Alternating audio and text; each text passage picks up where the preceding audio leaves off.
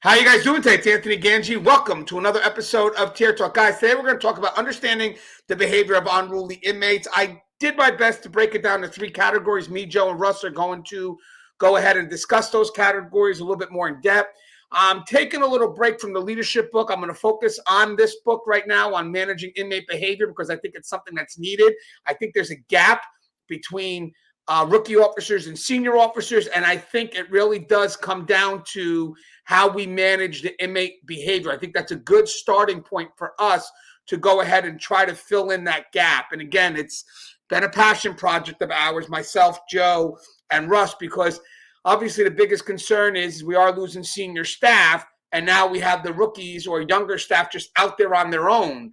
And I think that the shows that we're doing, the book I'm going to try to create is a way to manage that gap so we don't lose out on the core values and principles that we hold dear. So again, this is just a way to give back to the profession, because if the rookies are out there on their own, I know we do have some people right now that are helping our rookie staff, but the general consensus is that we are losing a lot of good people. So with that said, my biggest concern is who's introducing our people to this profession. And also, if we're also losing good senior people, we're starting to get younger supervisors. So with that said, I don't know if we're always operating on that highest level of effectiveness, because I don't know what one's perspective is when it comes to that higher level of effectiveness. So what I'm trying to do is create more videos. And now I think the book on inmate management is timely, it's needed, and it's a way to fill that gap. And I think it's going to be a very interesting discussion. All right, guys, if you haven't, Inmate Manipulation Decoded is available. That's on the market. This also filled the gap for training. And you can find this on Amazon. Link to that is in the description. This book is pretty much used in training almost all across the country right now. So thank you guys for your continued support.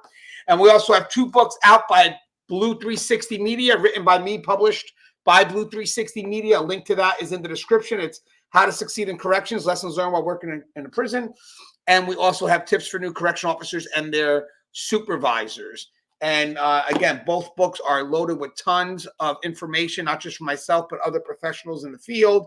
And it complements very well with Inmate Manipulation Decoded, and hopefully will complement well with the upcoming book I have on inmate management. I think, as I said, I think I can knock that book out quick, get it out in the market, and hopefully this will help fill the gap. But in the meantime, we are going to continue to have these discussions, and I think it's a great discussion to have because it is correctional week. So I wanted to put a discussion out there that's more connected to the ground floor where our warriors are walking every day. So let's get Russ on.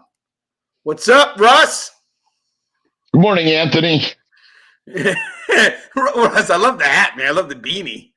Oh, I just had to do something. There's just nothing that can be done with my hair this morning. And anyway, I'm up. It's early here in California. It's 7:34 in the morning. Yes. And so I got to do this little bit, and then I have a whole bunch of stuff to try and do before my wife gets home from Pennsylvania tomorrow. So. Well, do you mind introducing yourself to our audience, please? So my name is Russ Hamilton. I am a retired and former sergeant from California Department of Corrections and Rehabilitation. I'm also a former senior juvenile correctional officer. I am also the founder of Keepers of Chaos, which is a Facebook forum for everyone who's hired by a correctional agency. And we provide mentoring and knowledge and history and training and great discussions for everything that's involved in corrections. And I am also a contributor here at Tier Talk. Yes. And Russ does have a great training video. I got a chance to watch it. It's about playing the what if game. And I think it's a very tactical way, a very strategic way even, to play the what if game, because Russ kind of covers all levels on that, from strategy to tactical. And I would like to get that released as soon as possible. So Russ will have to work on giving me a way for it to download, because at this point I'm having a little bit of trouble downloading. But guys, look for that video. It should be up hopefully this weekend or mid next week once we figure out how to download. It's about a half an hour, but definitely it's a very interesting training. It was a training video that he did for another company who wind up never, I don't think, using the video, which is very disrespectful, because it is good knowledge And to have knowledge like that just disregarded, it really makes me upset because, again, that was knowledge that we could have thought was out there to the world to see, and it turns out that it wasn't. So Russ was nice enough to redo the video, and then I will definitely post it up once Russ is able to send it to me where I can download it. He tried to send it to me 3 different ways right now, so I don't know if the fault's on me or if it's on him, but I am management, so the fault will be on Russ. And well, hey, wait a second. We're gonna figure this out because this is one of the videos that that I'm the proudest about. I think that this is one of my best efforts, and by best effort I mean I think this is going to impact some people on the line in a huge way, for whatever that's worth. But you guys that view it are the ones that get to judge whether or not that's true. But I'm pretty proud of it. Yeah, and worst comes to worst, I can always screen record it. But let's just no, let's not do that. I did it in Big Fig. I'll get it figured out today. Promise. And maybe this could be something that Russ will convert into a book. Okay, going on to Joe. What's up, Joe? What's going on? Hey, morning, guys. I'm kind of feeling naked here. I did no beanie, no hat. Well, your hair looks good, Joe. Your hair looks good. What do they say? Once you go bald, you never go back. Yeah, I'm still going bald. Hey, Joe, you mind introducing yourself? Absolutely. My name is Joe Pomponio. I'm a retired lieutenant from the Texas Department of Criminal Justice of 30 years.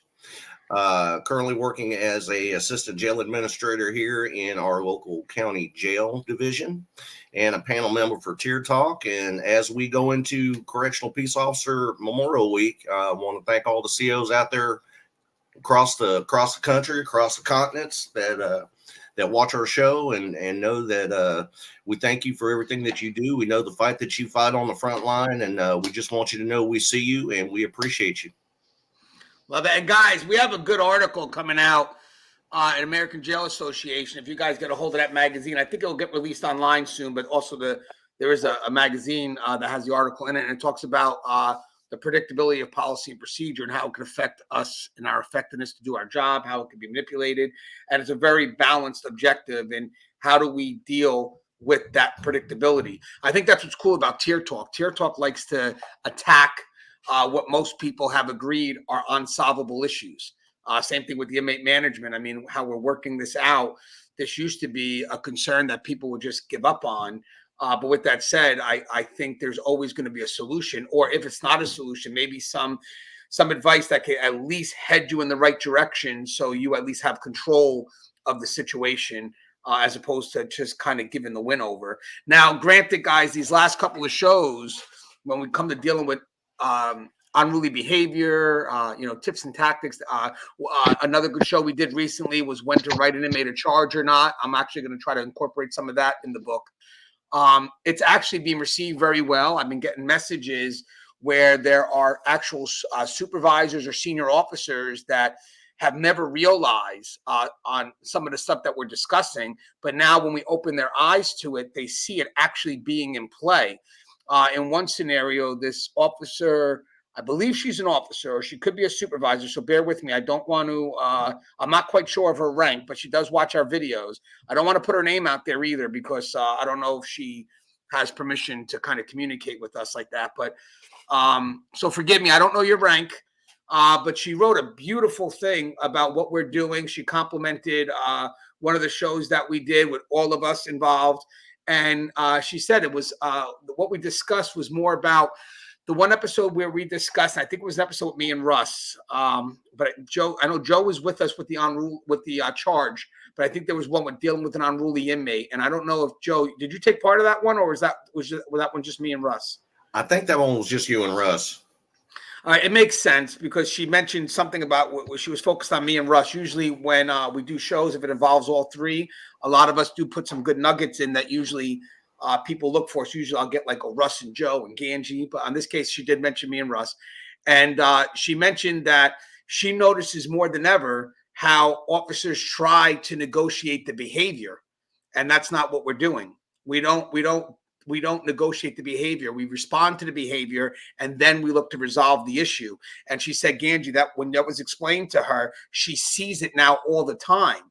She sees people that when they're trying to deal with an inmate that's being unruly, the behavior it means, she sees people trying to find out what the issue is without controlling the behavior first. And one of the things that me and Russ said in the show, which will be put in the book I have, is that you don't look to resolve the behavior. You respond to the behavior, and then you look to resolve the issue. And I think the problem is nowadays is people are mixing up the need to resolve and the need to respond. And then we also talked about how de-escalation is not negotiation. And she really felt it. She embraced it. And then she saw it being applied in the way we said it shouldn't be.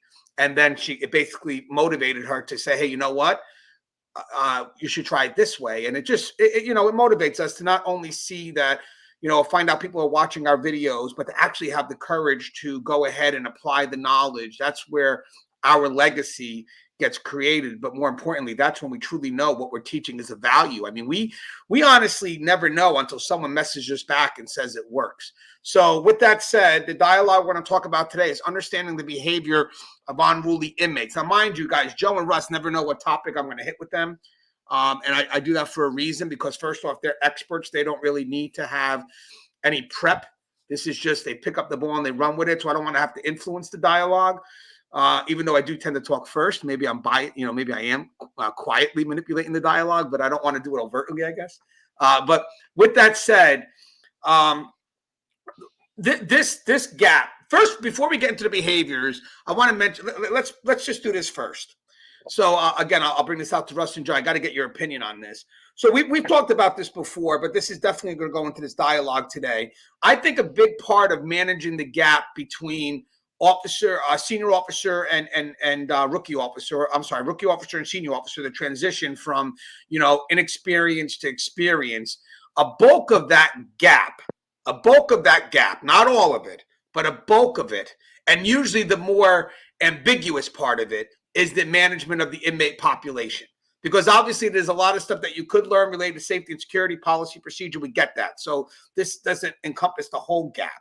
But I think the biggest part of the gap that could be rather ambiguous is dealing with inmate behavior, because inmate behavior could be so random and so unique. And then it really matters of how the officer is able to filter that. And I think in the past, a lot of people would see so many variables that they would just tell the rookie, you just got to pick up and go. You just got to pick up and go. And maybe it's not that easy. So what I've been working on is trying to find the commonalities in which I can maybe filter some of these behaviors, maybe identifying the behavior, the function behind the behavior, and then using that as kind of like a filter so that we can go ahead and build a more uniformed, more consistent response instead of letting the situation control us. Because I think as a rookie, they are going to be very reactionary at first, so they're definitely going to be controlled by the situation. But then when you manage that gap to become a senior officer, it's a slow transition to you controlling the situation. But having said that,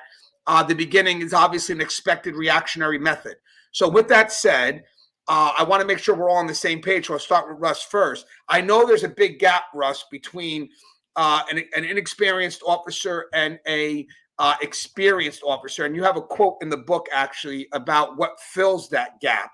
But with that said, do you believe a big part of that gap could be dealing with inmate behavior and the kind of the ambiguity of not knowing what to expect from an inmate day to day? I think one of the things that, happens when we come into, corrections is we just see things happening as they are. And we don't necessarily start with a good perspective of where things are coming from, how they're happening, why they're unfolding. I mean, it's one thing to deal with an inmate who's all up in his feels and emotions, and which is, it's very hard to deal with an individual like that, versus dealing with one who's displaying kind of the same sort of behavior, but that inmate, has a mental health issue. And so when we're approaching these things and we're trying to find solutions and we're trying to do the things that are necessary to find those solutions, we need to be present. We need to be, in that moment, and we have to be intentional about what we're doing. And we have to have a nuanced approach. And it's a lot to ask from someone who's brand new and it's their first time, in a prison, in a jail setting. and they're just kind of responding to things as they come at them because they don't have the right filters in place to understand what's going on. And it takes years to develop that. And so when we start looking at, why we're addressing things in the way that we're addressing them, an inmate has a problem. Maybe it's with regards to the fact that, he's embedded in some type of, STG framework. That's gangs, for those of you that don't know. And so he has a special issue and we have to deal with him like that. And another inmate has a mental health issue, or another inmate, just has, emotional problems because of something that's going on either at the prison or at home or something else. And then there's just, all of these things combined and together. Navigating your way through that is difficult. And in some cases, it may even be impossible. And sometimes we're thrown and given circumstances which make things worse. Sometimes that can be from management or administration. Sometimes that can be from unions getting involved in things that maybe they shouldn't be involved in. Sometimes that can be from our own peers. But that's why you have to be present. That's why you have to be cognizant of everything that's involved in the recipe, because if you're not careful, you'll screw it up. Yeah, and Russ, you said something that was really spot on in that as well, is that it takes years to maybe understand. Like if I'm a senior officer, I could be looking at an inmate right away and understand how I need to react to them, because subconsciously I'm doing this filter, but I've never labeled the filter. So now when if we don't have enough senior officers out there, really, next to our rookies, the problem is I think that they're not going to be exposed to immediate action where they can relate to the action without knowing the label. So I think we're doing something in the opposite of that. We have discovered 3 labels that we feel the behavior could be filtered from. And I have a feeling that the officers that are senior are going to recognize these labels, but they just may not have put a title to that label. Or that, I'm sorry, they could recognize these behaviors, but maybe they didn't put a title to those behaviors or a label to those behaviors. So basically, this was my experience of going around and just talking to people and asking them, when dealing with an unruly inmate, what are usually the 3 categories of behaviors that fall into being an unruly inmate. Now, granted, they can carry out this behavior in so many different ways, but if you could maybe sum it down into 3 categories, what would they be? And it came up so far to be annoying or annoyance, disruption, and threats. Now, I slept on this a little bit. I did. I slept on this a little bit. But with that said, Joe, before I dive into that, Joe, would you feel that one, because I want to go backwards again, so I jumped into something that Russ said, but I want to go back and I got to get your opinion on the gap. Do you figure a big part of that transition between inexperience to experience does come with the managing of inmate behavior? Yeah, I mean, when you walk in as a rookie officer, even though that we're taught to expect and have to deal with disruptive inmates, they don't really fill the voids of the types of disruptive inmates. Like Russ said, it takes years to develop that kind of skill. We know coming in that we're going to have confrontations. We're going to have some sort of unruly, behavior from an offender that we're going to have to deal with. But, the senior officers know that, sometimes this is broken down because of, mental health issues, just because, they know the inmate and they know he's disruptive in nature, and, trying to get that information to the rookie officers in a somewhat of a satisfactory manner, to make them understand, because that's probably one of the hardest concepts to do is to relay that kind of information to a rookie officer and have them soak that in, up front. Dealing with these guys, depending on how you act towards the offender, you can either escalate it or de-escalate it. And it takes years to develop that kind of persona because, we all made those mistakes up front dealing with unruly behaviors. And we learn through trial and error, and some and personal transitions later on down the road that there are ways that we can effectively deal with them without making the problem worse. All right, now, so we got to get Russ back. So let me just Russ stepped out for a second. So here he goes. He's back. I thought you were disconnected for a second. So here's what I did, guys. Let me just give you my train of thoughts. We're on the same page. So once I kind of asked around about those three types of behaviors, I do have some examples that I thought are very unique that will fall into each behavior. Again, it's hard to say that that's going to be every behavior. That's where it's an impossibility. But having said that, I think safely that they could fall into one of these three categories.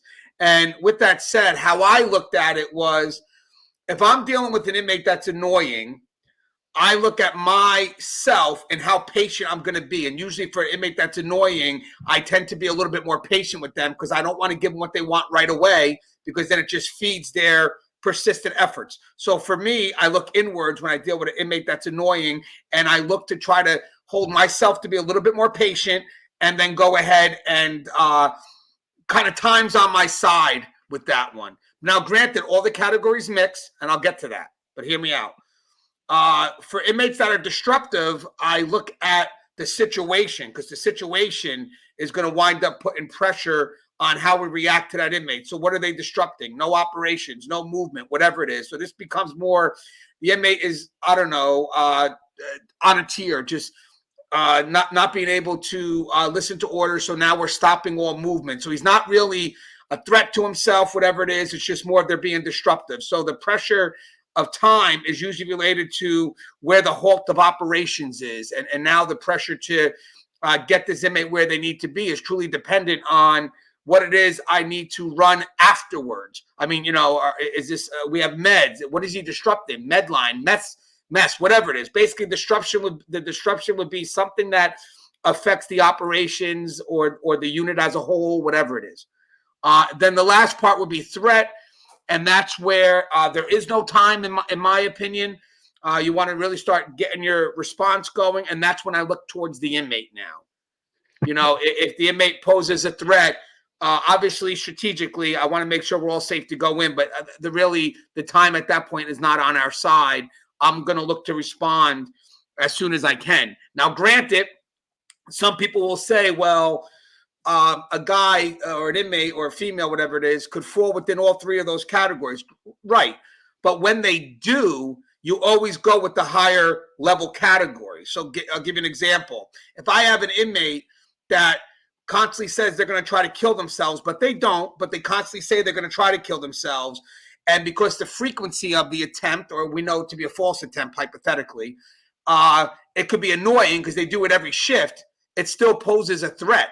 So I don't lean towards the patient response because you still have an urgent situation. I lean towards the higher needed response, which is the threat. So having said that, if I got a guy that does this all the time and we're just frustrated, I'm like, yeah, he's just being annoying, that doesn't negate the potential for the threat, which means that you still have to act immediately, kind of like the boy that cries wolf. So because anything here could truly fall into multiple categories. But with that said, you have to know that the highest category is going to be a threat. When they pose a threat, time is not on our side. So if at any point, the inmate is just a threat on their own, or if it's not an isolated category and it's a mixture of categories, but threat is involved in there, you always move towards the higher level category. So again, I do got some behaviors, but first I want to ask you guys, before we go into some specific behaviors. Again, I don't, I got annoyance, disruption, and threat, and certain things that would fall into those categories. Again, I don't have a catch-all because that's where the variability is what type of actions could fit into that. That's more of us giving you the filter, you looking at what you're dealing with, and then being able to decipher what you're truly facing within these three categories. But I'll start with Joe first and then Russ.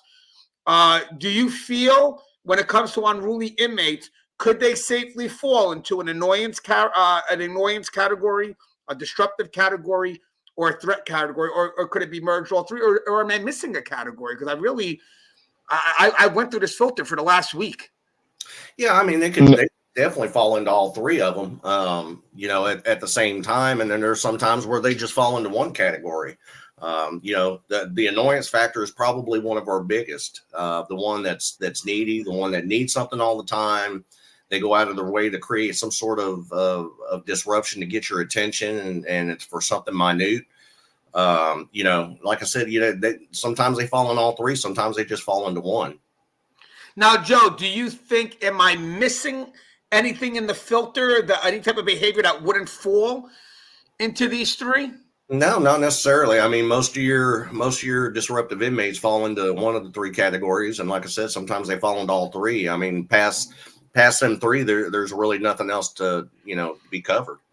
Because I'm going to tell you something right now, guys. There's no training like this that's being done, so this is very pilot. No one has touched it at this level besides us three at this table right now. So this is very pilot, and obviously, as things go, they could evolve. But right now, I do really think this is a very good starting point. What's your thoughts on this, Russ? I mean, are these three categories suitable?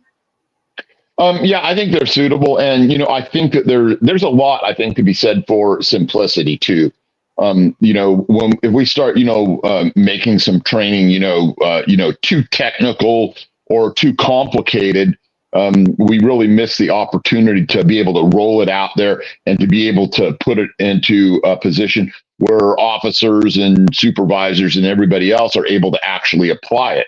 When we just, needlessly complicate things, or when we, let's have 47 categories for this. It doesn't help the line staff. We want to help the line staff. So yeah, 3 is fine.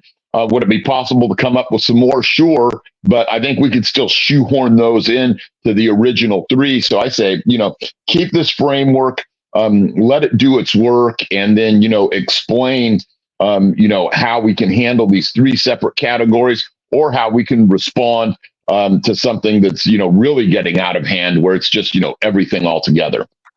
Yeah, now, guys, I again, this is a theory, a correctional theory. I don't want to just stop there. I want to try to show you how it could apply to real-world settings, and that's why we got Russ and Joe here, as well as myself, to make sure this all fits in. So, granted, I'm not doing research here. I'm just going to trust in my 22 years experience. Russ is over 30, and soon to be Joe's over 30. That together with an 80-something years of, or almost 90 years of experience here, we're able to give some practical advice here. So granted, guys, I want to, again, just make sure we get this correct. And Joe and Russ both mentioned it. They could fall, certain behaviors could fall in isolated categories, or they could fall all together. And again, it's not really looking at the uniqueness of each behavior, but actually seeing what categories they fall into. Now, I just want you to be wary that anytime an inmate, they can elevate from annoying to disruptive to being a threat. We know that. Because even when Joe went to say about an inmate being disruptive, it could easily fall into that. Because now, what are they doing? I'm trying to do this, and they're messing me with my count. So again, like I could have an inmate that's constantly bothering me during count, and it's annoying. But now, it's not annoying when I'm kind of just not focused on something. It's annoying when I'm trying to do my count. So now that annoying becomes disruptive. And with that said, guys, I want to mention one thing. On the adverse, I could say this, but it doesn't fit right, and I'm going to explain it. I could say an inmate that's a threat can always downgrade to being annoying, but it doesn't matter, because once you're a threat, you're a threat. I'm not waiting for you to downgrade to be annoying. I think when some people tend to look to negotiate, they're trying to negotiate things down to that level. So if I got a guy that's a threat, I want to negotiate him down from a threat to disruptive to being annoying to hopefully being compliant. Nope. Once there's a threat, I'm going to respond. The de-escalation is more of getting the person to get on my terms. That's the key. It's not to negotiate what they want at that point. It's to get them to go on my terms so I can have some control. And then once I have control of their behavior, then I'm able to get ahead and interact in an effort to be successful at what it is that they need. But I will not combine both efforts at responding and resolving at the same time. Because if I'm looking to resolve, I could be not focusing on the threat that's in front of me. If I have a threat or someone that's acting erratic or whatever it is, the behavior technically could be a threat to themselves or others. I don't want to get so focused on resolving the concern where my focus needs to be control. I'm not going to try to negotiate when I don't have control. And to be honest with you, even after you de-escalate and you go to talk to somebody, you're not really negotiating. You're finding out what the answer is, or you're finding out what the issue is, and then you're going to resolve the matter based on what's right or what's wrong. There's no negotiation on what's right or what's wrong. If my staff is wrong, I'm going to go ahead and address the matter. If my staff is right, what am I going to do? I'm not going to negotiate it. My staff is right. It is what it is. So with that said, I just feel I don't want efforts for convenience to open up that Pandora's box where we start leaning into trying to resolve the issue through the inmate's behavior. And next thing you know, you got every other inmate acting out because we're not responding to the behavior first to have some control to then mitigate the Pandora's box. So there's a lot there. So let's do this. I'll start with Russ first. Russ, did that make a lot of sense? Respond, resolve, all that stuff? Yeah, there's just different ways that, we handle, certain situations. Like with me, for instance, if I have a guy, that's just extremely annoying, rather than have back and forth with him over whatever, the particular issue is, all you're doing when you do that is you're just biting into the game that they want to play, and they're going to wear you down. Usually what I do is I just put a shot across their back, hey, you're being annoying right now. And so I'm going to inconvenience the heck out of you. Do you understand that?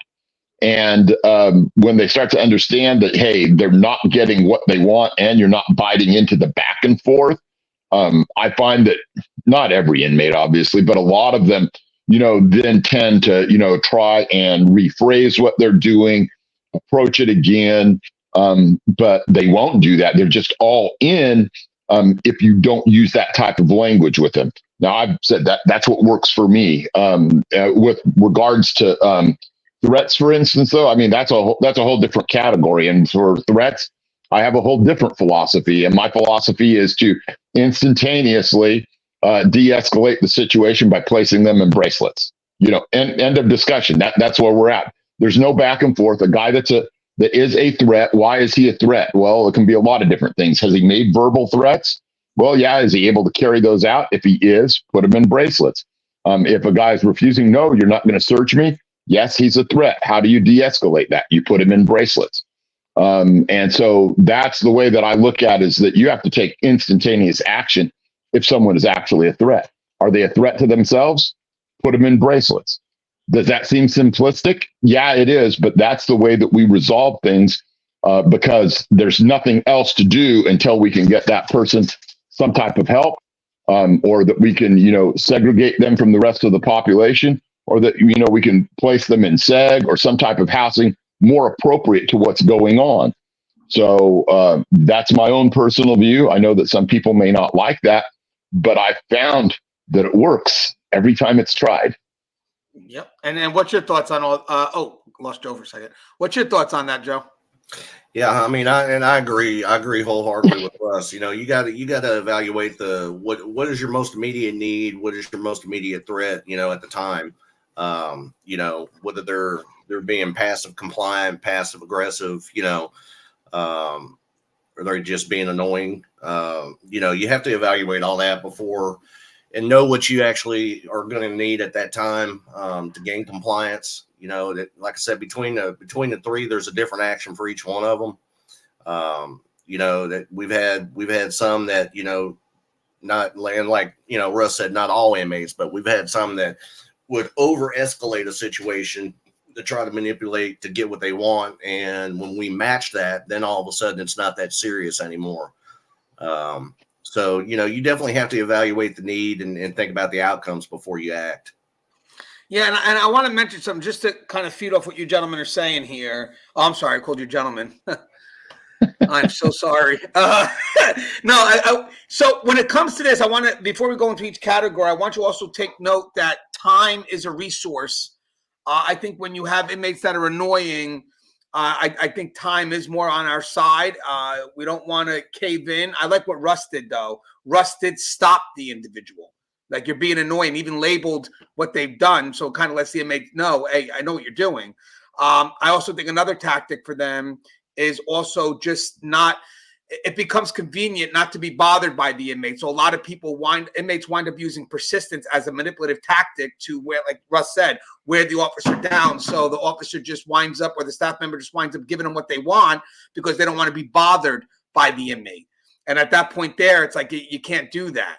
You can't do that. And even if there is an issue when it comes to them being annoying, where it requires maybe you to provide them with something that they're not supposed to have, but just, you're telling them, hey, I'll get back to you. And they keep on coming. Okay, well, guess what? Now we're going to wait a little bit because I have other things going on. I didn't forget about you, but I told you I'll come back to you and look at the matter. So having said that, not in this whole facility, that doesn't all evolve around one inmate. I'll look into concern. I won't forget, and I'll get back to you. And then you find, I will say this, when the inmates start understanding or having that respect for that officer, because they know that officer is a man of their word or a woman of their word, they stop becoming annoying. So I want to say sometimes with staff, and I will say this, if you're not good with your word, inmates will pester you and will annoy you because they have a feeling that you're not going to come back, that you're going to forget about them. So with that said, be wary. If it's something that you're supposed to do for them and they're being annoying, you should look inwards first and ask yourself, are they being annoying because they just want to be annoying, or are they being annoying because maybe I don't come through? And now they're just making sure in their efforts to be annoying that they're just not being forgotten in the process. So with that said, I do believe when it comes to all three of these, annoyance, disruptive, and threats, time is of a resource to us. So let's start breaking down annoyance. Now, granted, guys, I went around, I asked people, what would you find to be some annoying behaviors? So this could be very subjective in nature. I think some of these behaviors also could be elevated to other categories, not just isolated as one, because some of these behaviors could start off one way and escalate or elevate. But with that said, we understand that annoyance is the least disruptive, still a concern, but not as heavy as a threat. So for annoying, someone put staring, not picking up social cues, standing within personal space or boundaries, contacting staff multiple times, exhibiting disrespect or rude attitude, suggesting litigation or involving outside entities. That's all I got for that one, etc. So obviously there's a lot more than that, but I'll go with Russ first. Russ, could you break down maybe some things that are annoying that doesn't pose like disruptive behavior or threat? Let's just kind of stay focused on any behaviors that would fall into that persistent annoying category. Yeah, the one that jumps out at me, we'll see if Joe has the same take that I do, but I used to get a lot of inmates that are coming and reporting to me on what my staff have done to them, or what my staff are not doing for them. And they would get, they would really be taking offense and, putting it, in no uncertain terms and just trying to, really blow the situation up. And so, generally what I would do is I would just take it back, away from them. And sometimes I would do what I said, but let them know, hey, you're annoying me, and so I'm going to inconvenience you. And so, stop them in their tracks. Generally, the first thing I would do is I would say, well, did the officer give you permission to speak to me? And then if they, whatever they said, then I would say, well, you have to go ask him if you have permission to speak to me about that, and put them back at having to deal with that officer, inconvenience them a lot if possible. But that's the one that I found that I had to deal with the most. Or sometimes, even as an officer, I would have, inmates telling on other officers about things that they supposedly did or didn't do. And, just generally, they're on the complaint bandwagon. Other things that tend to come up are times where they feel like they're not getting to medical quick enough, or things of that nature, that they are being inconvenienced by something. And, sometimes they just don't understand when we tell them, well, yeah, we had to lock down, or movement beyond that gate is frozen for now. And they don't understand that their inconvenience doesn't matter to us because we're doing prison officer things. That makes sense? No, it does, Russ, because I can actually, if I can elaborate on that, because I know exactly what you mean. Some will come up with generalized complaints, like I'm being harassed, but you know that the harassment that the inmate perceives is because the officer's doing their searches, they're being effective, or, the generalized complaints. Oh, officers, which one? When did they do it? Who did it? It's like, well, it's all of them. Oh, stop. Or the gang's coming after me. Which gang? Who? How were you threatened? The persistence behind maybe an inmate trying to look for some level of protective custody who just doesn't want to be bothered by other inmates, and they're persistent with their concern of needing protection, but they're not able to provide you specifics. And then you have to tell them, if you can't provide specifics, the problem is you have to be very careful of who goes into PC. We don't just let anybody in PC who has generalized complaints. You got to be specific. When were you threatened? Who threatened you? So people could do their research and determine if there was a threat made. And we have we as DOC, we have resources to find out if the complaint is legit or not. Because God forbid you put somebody in like that area with a generalized complaint without doing your due diligence. And as I said, I know what Russ is saying, because what happens here is they give you a concern with no context, or in general, where one, it provides extra effort on you, but fruitless effort, because it turns out that there's no way you can even verify it because there's no specifics. And with that said, now it's like, hold on, I know you're having a concern, but you haven't once told me how the officer's harassing you. Well, they're searching. Okay, and why can't they search? What is it that why can't they search? Because that's part of their job detail. Or they keep giving me orders to whatever, come to program. I told them I don't want to go to programming. Well, you're supposed to go. So what you're going to do is you're going to go to programming, and if you don't want to program, you could tell the facilitator you don't want to program. Because at the end of the day, when the facilitator comes up and writes you a charge for not programming, you're going to say the officer didn't let you out. So you're going to go out and you're going to, and like Russ said, the inconvenience too, where, we work with thousands of inmates that we have to manage, and you may put in an appointment, but it's not a me world. Your appointment, depending if it's merged or not, that's a whole different circumstance. But if it's a regular routine thing, you got to wait your turn. If Russ was to decide to say, you know what, I'm going to go ahead and prioritize him for no specific reason, only because he's just annoying me, so let me call medical. Look what's going to wind up happening. Medical is going to have to make a shift to everyone else that's been waiting there patiently. And then when that inmate comes in and gets seen, you don't think that inmate becomes a target? So I love what Russ is saying, because sometimes we look to convenience ourselves because we know this inmate will come in because they could be very me driven, and Russ is more at the higher level trying to see what's best for the facility, like he mentioned.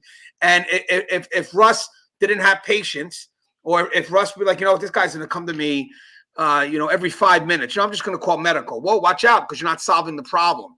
If you feed into the annoyance by trying to maneuver something convenient for yourself, because I do agree with that, Russ. I like how Russ also stops it in its tracks, but also there are some people that know that the initial stop is not going to be heavy enough. They're going to find another way to come back and come back and come back. And then you get some staff that will say, you know what, I just can't deal with this guy. I'm going to make a phone call. But who are you really helping at that point? You're not helping the inmate. You're helping yourself. But having said that, you're not. Because in the long term, they're going to have another issue in which they're going to come out and expect that same type of convenient behavior from you. What's your thoughts on this, Joe? Any specific examples of annoying behavior? Yeah, and I agree with Russ wholeheartedly about them coming to you about your staff. Especially in a DOC setting. In a county jail setting, I can honestly say that the annoyance factor comes from inmates who don't get what they want. They don't get what they want within a certain time frame of their choosing, or they're just not getting their desired outcome, so they become annoying. Specific examples are requesting mediocre forms, nothing that has to do with any pending litigation or any kind of pending court, and anything that's time sensitive. And they don't get it within 10-15 minutes. They automatically get on their little kiosk and start sending messages to myself or the jail administrator or other people saying that hey, I requested this form, I didn't get it, and we respond, how long ago? 5 minutes. Okay, well, you know, if it's not immediate, you're not going to die. It's not going to hurt you. You're not in jeopardy. You're not in threat. You know, you're just going to have to be patient and wait it out until that officer gets a chance to get you what you need. You know, when it comes to like PC, you know, we really don't have that big of an issue, but we do have some that try to be annoying and manipulate the system and you know, try to get moved to a different area and you know, if they're choosing because they don't like where they're at. You know, when they come to us with those claims, you know, we obviously the first thing we do is we put them in a single cell until we can investigate and look at the video and find out who they're allegedly having problems with. And you know, when they find out that we're actually going to dive deep and go the distance on our investigations, you know, that tends to knock that in the head a little bit because they find out that, you know, it's not really their desired outcome and what they wanted. Yeah, you know what, Joe, you guys are spot on. I just want to add this for the annoyances. One is we mentioned be a person of your word. Joe mentioned a thing where you know, I may ask Joe for something as an inmate, and then Joe says, I'll get right back to you. But if Joe never does, you could have a good inmate that will be like, you know what? I brought it up to him 3 times already. And they'll be specific on kiosk. Hey, I spoke to the officer such and such. I spoke to Sergeant such and such, and I still haven't gotten it. And then once we see that effort, then at that point, it may be something for management to go back. And not that we want to be a pain in the ass, but they were pretty specific. And I may say, hey, you may want to look into that, because I think that's what we're also mentioning too, guys. It's the more generalized. If inmate comes up and is very specific and does their due diligence, we act immediately. You know, that's what our job is. But when they leave the things very generalized and just there's no effort on their end to truly go through what the chain of command is, or there's no documented effort of that, I'm sorry. Our job is to reinforce it, because the last thing we want to do is for the inmates to circumvent the system. So our job is to really enforce that by holding the inmate to specifics. So a different scenario would be if we had an inmate that was annoying, and when Russ would speak with the inmate, and the inmate's very specific of their attempts, Russ may say, well, at this point, I'll go talk to him, step back, let me see what the concern is. And also, obviously, what the concern, if you have a guy coming up to you and saying, hey, I got a heart attack, my chest is hurting, Russ or myself or Joe wouldn't be in a position to say, nope, you're going to wait on that. That becomes a concern where I think at this point here, it's no longer annoying, and we'll get to it, becomes disruptive, because now we're forced to act. Which could wind up disrupting medical service over someone who is not really having a heart attack. They're just trying to manipulate the move. So now the annoyance becomes disruptive, because at this point here, it involves more than just our ability to solve the issue. It's now we have to verify the issue.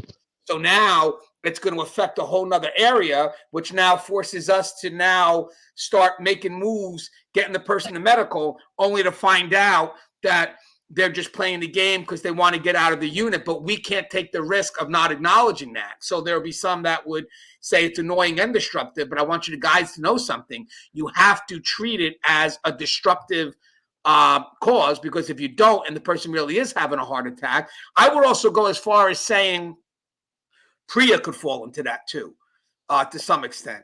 And what I mean by that is we have to treat every allegation as if it has the potential to be real. But also as a process that could be manipulated. So we constantly get the allegations, and let's say most of them are false. It is annoying to us because of the stuff that we have to do to meet the needs of what the policy is expecting, but it also becomes extremely disruptive because we're messing with operations. And that's a concern that the inmates are well aware of. So at that point here, that's a whole second level. You know, of course, some staff that's dealing with the inconvenience of having to move things around, it's annoying for them. But let's not minimize the fact that this is more than just being annoying. This person is causing us to move officers from their posts, to shift operations and all this other stuff. So this is a disruptive act and should be treated as such. So let's go on to, well, we kind of talked on. Let's go on to disruptive. Again, it's not a catch-all, but I think we're starting to try to build some connection here.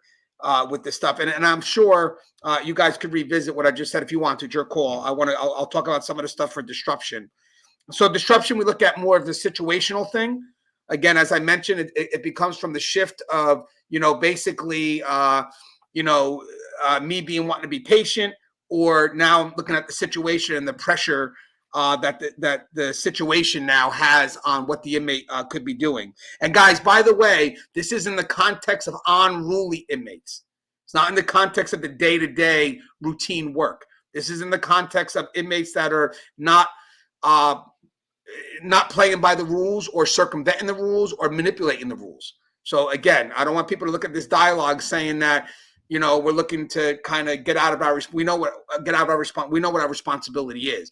But the context of the dialogue was mentioned that we're dealing with unruly inmates. So within that context, we're filtering behaviors that are manipulating the system, which does happen. All right, so I got stuff for disruption is yelling or being excessively loud, which basically could affect the whole unit as a whole.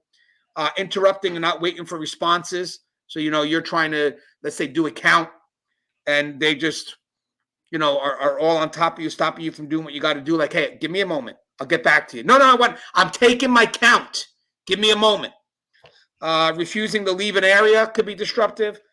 Refusing to cooperate. So if I need an inmate to do some cleaning and they don't, but I need that cleaning done at a certain time because it's count time. That's maybe a time to bring the inmates out to clean, less traffic. And now the inmate's choosing not to work. That could be disruptive because that could mess with me clearing my count.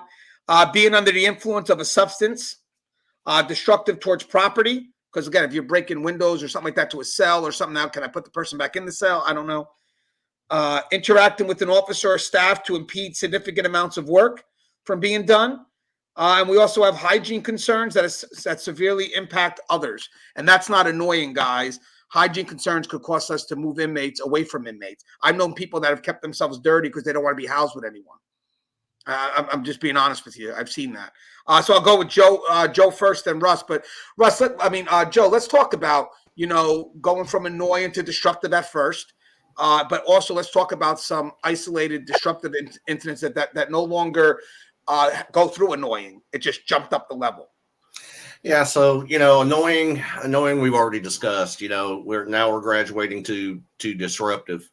You know, these are typically offenders. You know, they categorize them as inmates who, you know, have not gotten what they want, so now they start acting out. You know, to where it causes either a disruption to the point that you have to cease staff traffic or you have to cease inmate traffic in order to deal with this disruption. You know, I think one of our most common in a county jail setting that I see are, you know, inmates that are brought in, you know, police departments or sheriff's departments or DPS will bring them in. If they're under the influence, they tend to sleep it off. Not really that big of a disruption factor up front. But the ones that stick out to me are the ones that, you know, we process them, we book them in, and we put them in a holding cell, or we house them, and the judge does not see them right away. They expect once they come in, they're going to get booked and they're going to get arraigned right off the bat. And we explain the process to them. And when they don't get arraigned within, you know, 15, 20 minutes, sometimes it takes a few hours. They'll start banging, thinking that the process is going to speed up because they're causing a disruption. No, the process isn't going to speed up because you're causing a disruption. Now the process is halted because I'm going to have to deal with your actions and make you aware that your disruptive behavior is now going to cause you to be delayed in seeing a judge because I can't safely bring you out of a cell and have you arraigned by a judge because of your actions. Hey, Joe, that's a very good point. Can you elaborate on the fact that from again, the unruly inmate, the disruptive inmate, they're hoping that we get so pressured by the situation that by them being disruptive, we will then look to be more convenient and say, you know what, let's just get him moving because at this point here, I got to worry about A, B, C, D, and E, correct? Yes, absolutely. And that's what the majority of them will do. They think if they cause such a disruption that their wants and needs are going to get met immediately. And that's not the case. You know, their wants and needs will either delay what they need to get or delay what they want. But yeah, you know, a lot of them come in with that expectation that they're going to get what they're going to get. If I cause a big enough disruption, if I go to pounding on these windows, or if I go to yelling and screaming, I'm going to get what I want. No, sir, it doesn't always work that way. Joe, let me ask. So I got it. This is great. So let me ask a question. So obviously, at this point, because this is really truly on the disruptive part, we got to also make sure that we maintain focus on orderly operations. I mean, at one point, if I know that this behavior, this inmate is just kind of just being unruly at this point, and there's no effort to get him to downgrade the behavior, then my thing is, you know what I'm going to do? I'm going to take the inmate. I'm going to respond.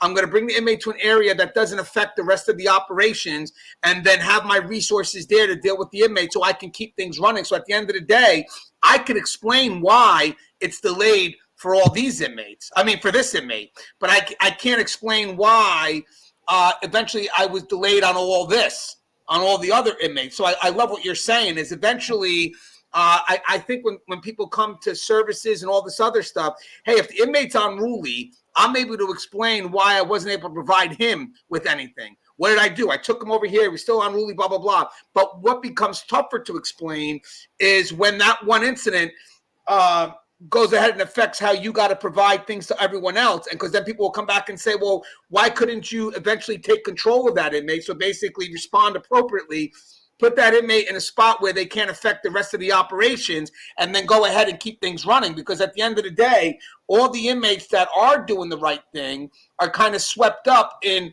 what this inmate is doing. And now they're going to have their concerns. And on an individualized basis, there may be where, hey, you know what?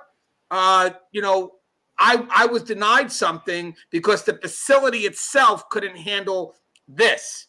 And now that becomes a concern for the one inmate who wasn't a problem. That was a good perspective, Joe. I mean, did I hit that right? Yeah, definitely. I mean, because if you don't effectively deal with the situation at some point, you're going to delay your total unit operations. And just because somebody's banging on a window, is it worth? Is it really worth delaying chow time? By 45 minutes to an hour because you're trying to talk this guy down, or is his disruption enough to where he's because he's pounding and trying to bust a window or whatever the case may be, is it more effective to say, you know what? Okay, this is what we're going to do. We're going to get additional staff. We're going to place you in restraints. We're going to put you in this chair, and we're going to do 15-minute checks on you. But I'm going to continue the rest of my unit operations while somebody observes you, just so that I don't delay my whole unit operations due to your disruption. I love that, and you definitely hit a lot of points on that, man. What's your thoughts on all that, Russ, with the disruptive behavior? So that's one of the things that has the potential to always, greatly impact what's going on. I've seen situations, where I've had, inmates yelling at me or yelling at each other, or one inmate yelling at everybody and using racial epithets and talking about, all kinds of crazy things, all the way down to, just, refusing to move, refusal to follow orders, or, and I know this kind of borders into other things, or talking about suicide, and just things that have the potential to, impact any one part of our movement chain, then has the potential to impact all of the others. And so, looking at, inmates that are presenting disruptive feature is one of those things that, has to be dealt with, in my opinion, every single time as immediately as possible. Yeah, we always have to provide for safety. We always have to provide for, safety of both staff and inmates and all of those other things. But if you let a little tiny thing like that fester, it always has the potential to go much further. I'm reminded of some incidents that I've had with some, inmates that had mental health aspect of that, arguing with me, saying crazy things. And, in those kind of situations, inmates don't care that that person's crazy. They see an opportunity to pretend that you're the problem and get in on that. And so it can be a scary thing trying to deal with all of these things. But nipping it in the bud is always preferable to letting it fester, for whatever that's worth. So, okay, so now we're going to move forward to threat. Threat is obviously the highest in the categories. This is where time and resources matter. Again, I actually consider time as a resource, but in this case here, it's really not. You really have to go ahead and get moving forward. Make sure your resources are in place so you could do it safely. Some of the threats that they said here, again, it's not a catch-all, but threats of harm to self or others, endorsement or discussions of violence, acts of aggression or physical confrontation, discussion of weapons, stalking, sudden or drastic changes in life or personality, articulation of depression, despair or hopelessness, escalated unmanaged health conditions, excessive anger, frustration, or inability to cope, and appears out of touch with reality. So if you notice how they did this, which is actually okay, I get what they're doing. Threat is really a heightened emergency in which we have to respond. So it doesn't always have to be, and I kind of like this perspective where there's a threat towards self-harm. I mean, I like the elevated perspective of you got a guy that could be having a heart attack. We should be emergent in our response. So I think the way they did this was they try to equate threat to emergent. So I'm not going to downplay that because I believe that even though they're two separate elements, I do believe that, if you do have a concern that requires you to go ahead and act immediately, you can't downplay it. But with that said, in the context of our dialogue, because I don't like to, when people give me something, I like to value their word first, even though it may not play perfectly well into the context. So I want to show respect to the people that gave me some of the things here. But when we're talking about threat, remember, it's in the context of unruly behavior. So with that said, the threat is basically specific to our emergency response in dealing with an unruly inmate. So the ones I would be more focused on would be harm to self or others, the endorsement or discussion of violent acts. I think that could be a concern. Aggression, physical confrontation, discussion of weapons, whatever it is, even stalking. I've seen inmates stalking female officers or vice versa. And you know what? You got to, handle that immediately. Zero tolerance on inmates watching you from a distance, because believe it or not, stalking has the potential for a very, very huge threat on someone's well-being and safety. It's not something that should be minimized. That's why even before when they said the annoyance, the staring part, that could be a concern too. That could grow into a potential threat like this, because they could be staring not just at the person, but they could be staring at opportunity. I mean, let's not lie about that. But with that said, we'll kind of talk about some behaviors that could be seen as a direct threat. And maybe, Russ, if you go first, Russ, maybe, I don't know, are you able to paint a story of someone that was annoying who elevated into being disruptive and then eventually elevated to a threat where all things change and now you just move forward? Oh yeah, hundreds of times, dealt with, little scenarios like that, being approached by, inmates, who they start out with a concern, and then they become boisterous. Their tone changes, and then the next thing they're refusing to leave, or they're refusing to submit to handcuffs, or they start making, verbal threats, or I've even had any number of times, where guys, start to back up a little bit and they want to act. Fortunately, up to this point, it's only been act like they have something in their waistband that they might use. And so, all of those things, they can converge together and take, a rather, peaceable day up to that point, and just really change it. And so, threats, like demonstrated there, they come in, all sizes and shapes, and yes, it can be anything from, a medical emergency that's changing the tempo of what we're doing at that moment, to an inmate who's just, refusing to be searched. And all of those things, until they're dealt with, are real threats until proven otherwise. And so sometimes we just don't know. But the action alone actually makes it a real threat. And until we know, yeah, go ahead. I want you to elaborate, because there's, again, you got a good nugget there. I don't want to go past it like with Joe before. So let's say we have an inmate that's making a threat behind a cell door to you, Russ. I'm behind a cell door to you, right? So I'm secured behind a cell door. Hey, Russ, I'm going to kill you. So I'm saying it behind a cell door, right? the first thing you look at as an officer is their ability to carry it out in that moment. Because at that point, the guy's behind the cell door. I'm not going to call for an emergency response right away because the inmate is secured. So the big part of knowing when it's disruptive to becoming a threat is their ability to carry it out, which sometimes could be unknown, like you mentioned. The guy could have something on his waist. I mean, I just stripped him. What's the likelihood? But he keeps on going to his waist. I ain't messing around. This is a threat. I'm going to call the code and we'll figure it out. But what about, as I said, I mean, the person behind the door that announces that they're a threat? I mean, does it require an immediate response, or are you as an officer thinking, we'll get to this, but since they're secured and they don't pose a direct harm to me at this moment, do we have more of a disruptive behavior that we can mitigate before it actually becomes a threat? Yeah, this is where, critical thinking skills, actually really start to become absolutely necessary.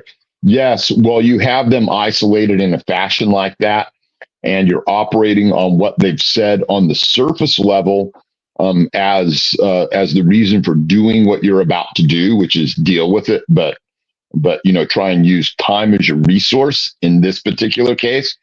It's cool, right? But we don't know why the inmate is making that particular threat. That threat might be an attempt to actually do something else. It might be, a chance for a diversion for something else to occur. It might be that the inmate has a mental issue and suddenly he's going to change all of that up. And we're going to go from, I'm going to kill you, Sergeant Hamilton, to I'm going to kill myself. And now we have to do an emergency extraction. The idea that you understand exactly what's going on in any given situation is absolute bullshit.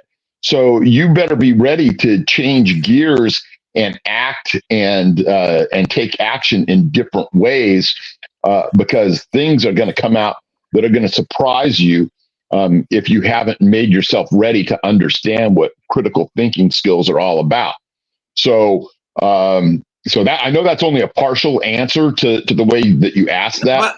But Russ, you got something else. You dropped another nugget in there, Russ. You dropped another nugget where, you're right. And maybe you could elaborate a little more on that, where, an inmate could use a threat to speed our response. But if there's a chance that their ability to carry it out isn't as effective, then maybe it gives us a chance to really see what's going on and if there is a ploy behind it, so we could safely maneuver without sacrificing resources elsewhere. Correct? Yeah, and that's why you have to. You may not know exactly what the inmate's end game is because, hell, to be honest, he may not know what his end game is, but he also might be very well aware of what it is that he wants to accomplish.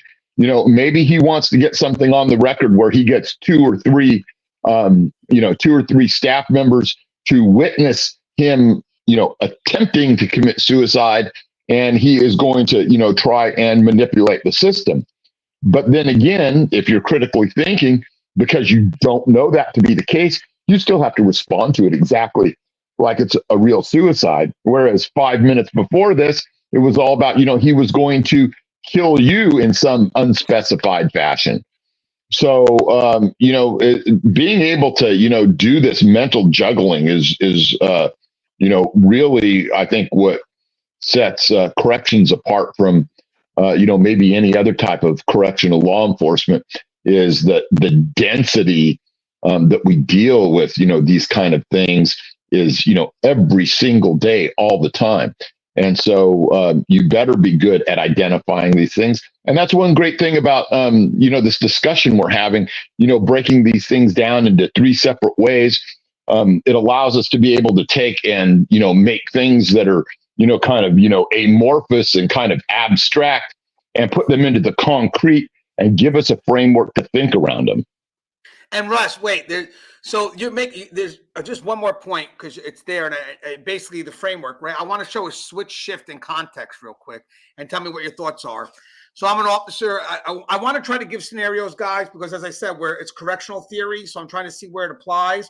So let's say I got an inmate that I'm going to be the inmate. Russ will be the officer, and I'm like, hey, Russ, man, I don't like how you roll.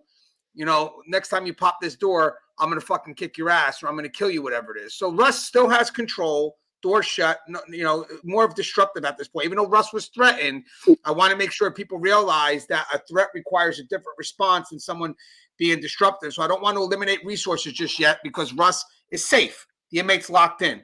Russ calls the supervisor take notes of it, make sure it tells Russ, don't let that inmate out.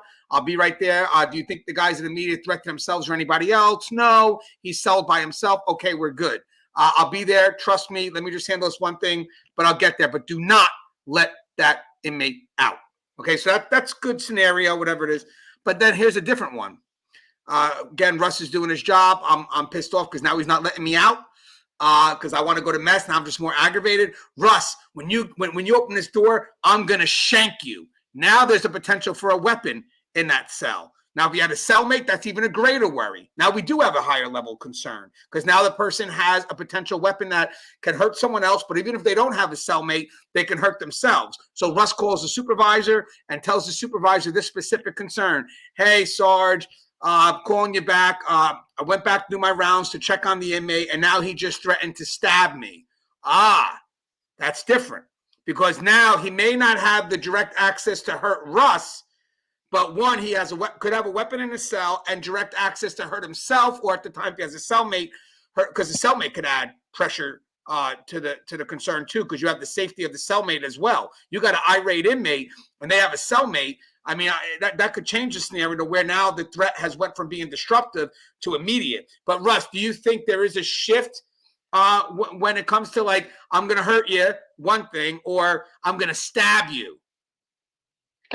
Yeah, the immediacy of those different things right there, especially with the fact that, an inmate with a shank is always every single time an absolute emergent problem, right? And sometime maybe I'll tell you about the correctional counselor one time that told me that that's not necessarily so.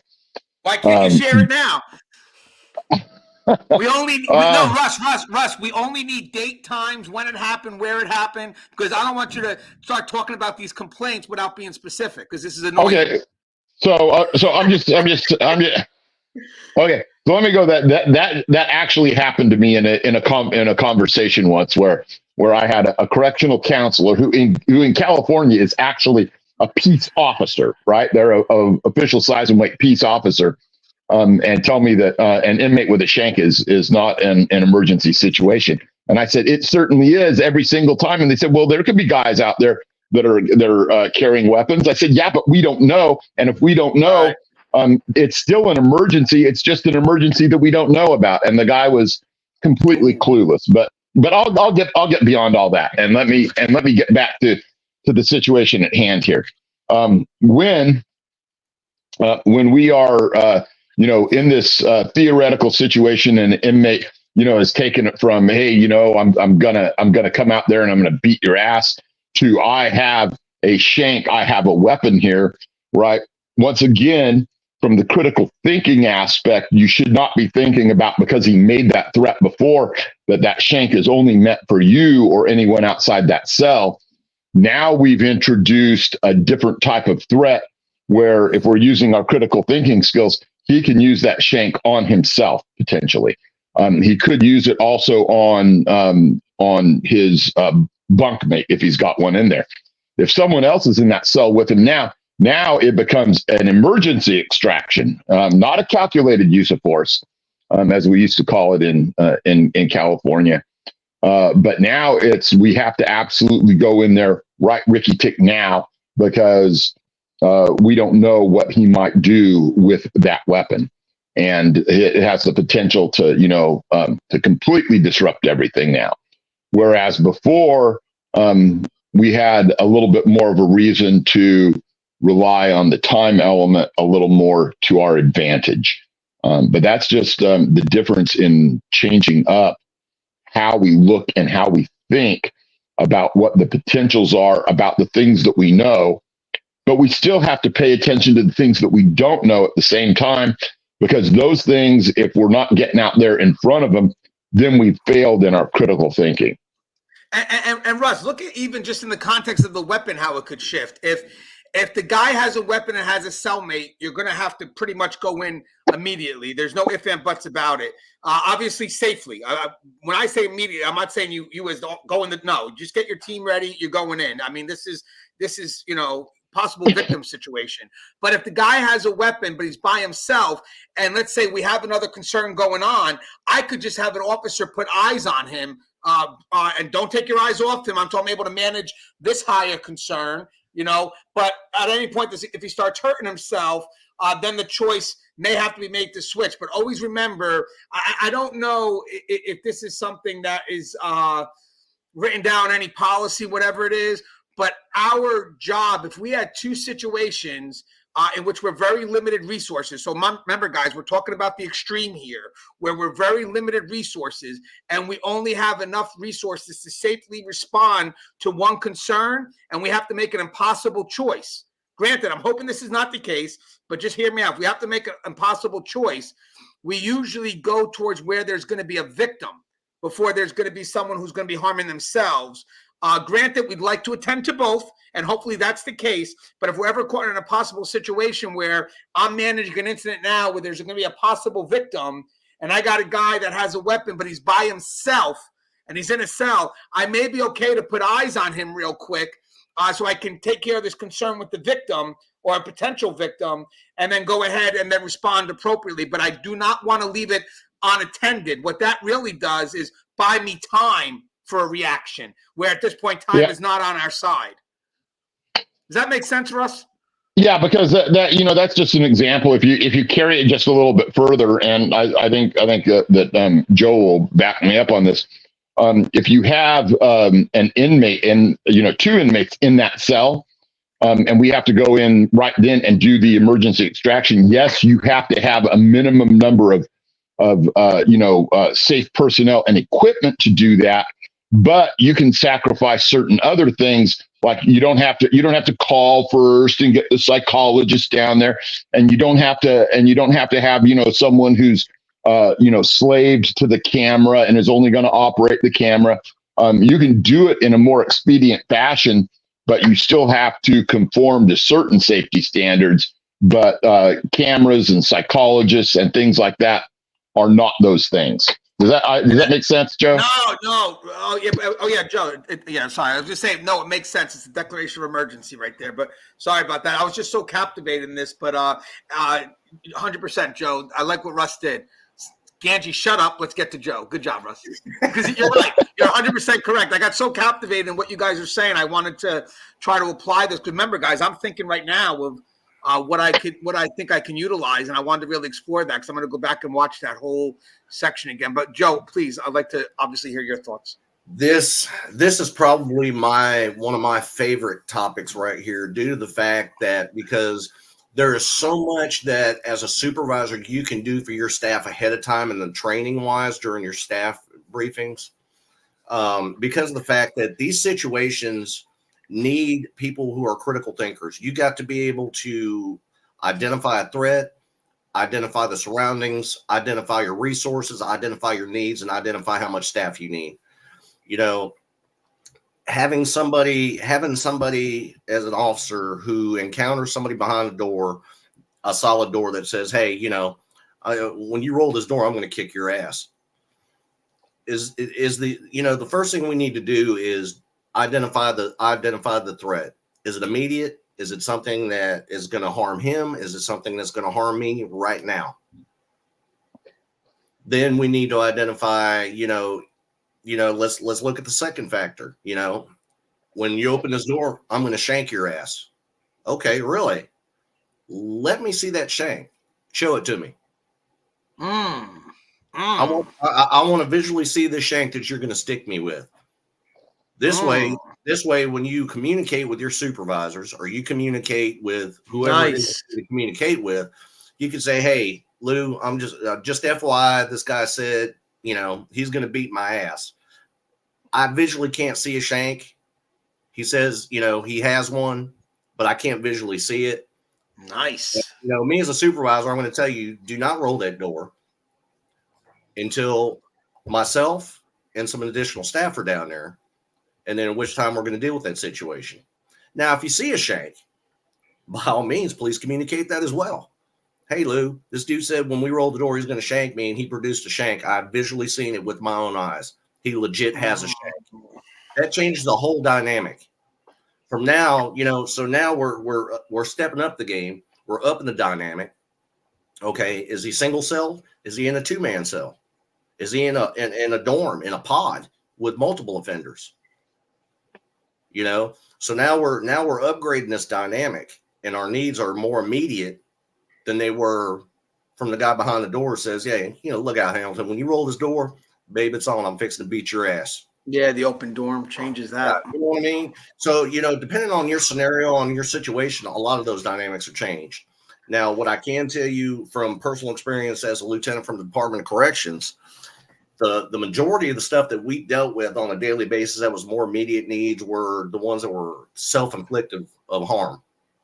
You walk by and he's got a razor and he's just kind of nicking. He's not cutting, he's just kind of nicking. You don't give me what you want, I'm going to cut. Okay. This is where or the one that has a noose that's tied off, with his bed sheet. He's tied off on one end, but he's not tied off at the other end. You motherfuckers going to give me what I want, or I'm going to hang myself. I'm going to die in here tonight. These are immediate must responses. And, our policies here is if you visualize somebody in a single cell that has a weapon that is threatening to commit self-harm, you give them one order only, to put that razor blade in the bean chute. If they don't, chemical agents are utilized right off the bat. Yep. And I tell my staff, because a lot of the times staff are unsure of what to do.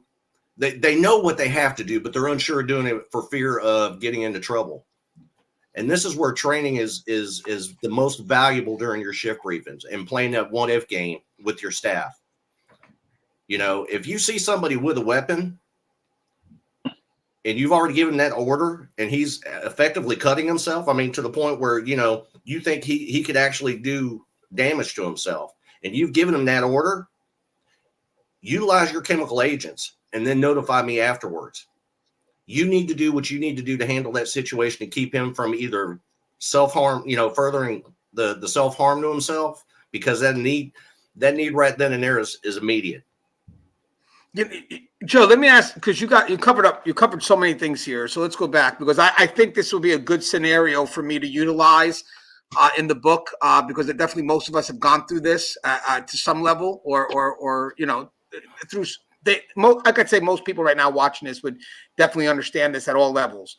I think when the ability for the person to act it out is not there, like you said, you asked, show me the shank. Granted, like Russ said before, because everything's in context, it could be a threat. I just don't know. So at this point, I'm trying to find out if he doesn't have the shank. Granted, that's great. Gives us a little more time. I know that some people will have inmates that constantly pose threats or constantly state threats because they look to be manipulating housing or whatever it could be. There could be a motive behind it. And the frequency of it could make people think that this is just more being annoying. I would say you can never see a threat as being annoying. Maybe disruptive at first if they can't carry it out, because now, it's stopping you from doing everything because you're going to have to call it in. This is no longer a situation that you can technically handle on your own. This is a situation that has to go higher level. So I think of disruption as when you personally can't handle it, and now you got to bring somebody else who could be doing something into the picture. So now I think automatically if someone's giving you a threat, even if you can contain it, again, it's not an open door in this situation. Let's say it's a cell. It's still going to be disruptive because I'm not able to handle the situation. I'm going to wind up having to call somebody else and disrupt what they got going on, or technically could be, as we mentioned before, disrupting operations. I love the fact that you mentioned, because I didn't even think about that, but 100% correct. Let me see your weapon. Let me see your ability to carry that out, because now you're clarifying the need for emergency response. Because once you go in and say, listen, I would go so far as you could call the shift command or whatever it is, but if you have to take your eyes off that individual once they pull the shank out, you're making that call over the radio. You're not making the call on the phone and leaving. So if the guy, you got a shank, let me see it.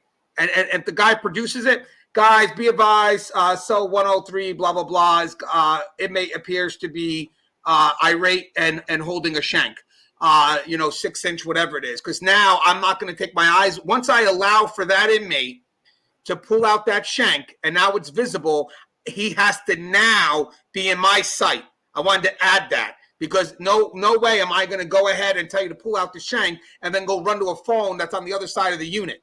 Yep. No way. But I will say this. I want to ask you a question on this, Joe. And I think this matters. And again, I love pulling the situations in because this is where the critical thinking is, the what-if games that we play. And it does relate to what we're saying here. If the guy had a cellmate, would you ask him to pull out the shank? Yeah, because either way, you still need to validate the threat, and 9 times out of 10, the cellmate's gonna either validate that for you, or the person issuing the threat's gonna show you that shank. Either way, I want to know positively that there's one there. So now, Russ, that's a good question too, Russ. But this definitely once. So let me ask you a question. I'm just being devil's advocate here. Because I definitely see what you're saying here, because at this point here, once the person says they have a shank and they have a cellmate, I'm no longer going to take my eyes off that individual until we can get into that cell safely. But God forbid we tell the person to pull out the shank, and in their effort to, they pull out the shank and now they use it on the inmate, on the cellmate. Is there a concern? I'd love to get Russ's thoughts and Joe's thoughts in regards to liability and our requesting him to pull out the shank. I think you can only be, liable to such a degree. I think it's a judgment call. I think that the thing is you only have a chance to actually get, a positive validation on it if they actually produce it. The guy can sit there all day long and say, hell no. So I might be a little bit more reticent to make that particular demand of them, especially if there's someone else in there. But I also see Joe's points. There's something to be gleaned by a little bit of intelligence and eyes on the situation. So and so just because we might handle it a little bit different doesn't mean that that there's not two different viewpoints on what serves the safest interest, because we're not omniscient. We don't. I mean, we are not, soothsayers that can see into the future and know which particular, course of action is going to be optimal. If we could do that, we certainly wouldn't have been hired by corrections, right? We'd be working at the top levels in the government or something. So this is just your best guess on what's going on that. So that's the way that I see it. I have a suggestion. Okay. I do.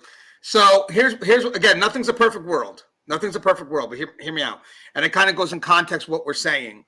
When the person, doesn't matter who they threaten, if they make the allegation that they have a weapon at this point and there's a cellmate. So I don't really care who they threatened. I don't care if I'm coming after Russ with the knife, it doesn't matter. But now they have a cellmate.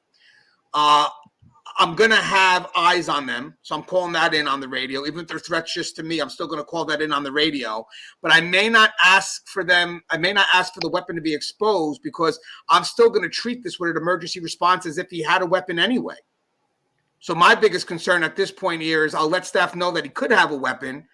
I haven't been able to see it, but the fact that he could have a weapon, I want to go ahead and treat that as if he does, because I don't want to go ahead and give him a chance to pull out the weapon, and then now I have no control of that weapon.